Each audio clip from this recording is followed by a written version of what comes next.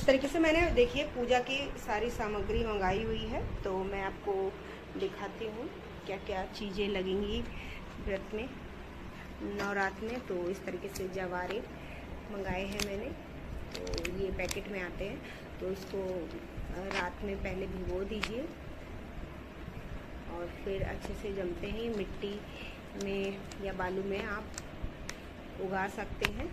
और इस तरीके से इलायची चाहिए होगी हमको, और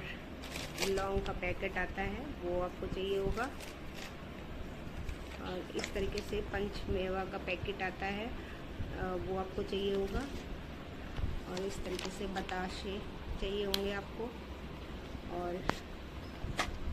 एक आपको ये कलावा चाहिए होगा।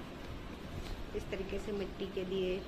ज़रूरत होंगे जो आप मंदिर में जाके जला सकते हैं। इस तरीके से अखंड ज्योति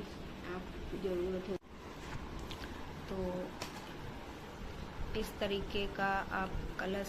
पीतल का कलश ले सकते हैं, और चाहे तो मिट्टी वाला कलश ले सकते हैं। इस तरीके से जो मैंने दिखाई दी, इस तरीके से सिंपल दिया होता है वो चाहिए होगा आपको, और इस तरीके से छोटा लोटा चाहिए होगा आपको जल ऐसे रखने के लिए। तो ये सब चीज़ें मैं बता दी, और ज्वारों को इस तरीके से भिगो के रख देंगे तो अच्छे से जमते हैं। तो इस तरीके से गंगा जल चाहिए होगा आपको, इस तरीके से नारियल जटा वाला, और इस पे एक ये चुन्नी आपको ज़रूरत होगी, और इस तरीके से एक माता रानी की चुन्नी ज़रूरत होगी जो माता रानी पे आप पहनाएंगे, और रानी का लहंगा ज़रूरत होगा आपको। अगर आपकी मतलब मूर्ति है तो आप उनके वस्त्र पहनाएंगे, और आपकी फ़ोटो है तो इस तरीके से आप चुन्नी पहनाएंगे,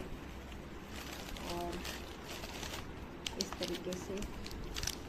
आपको एक हार चाहिए होगा माता रानी के लिए, और ये चीज़ें हो गई पूजा के लिए। और आपको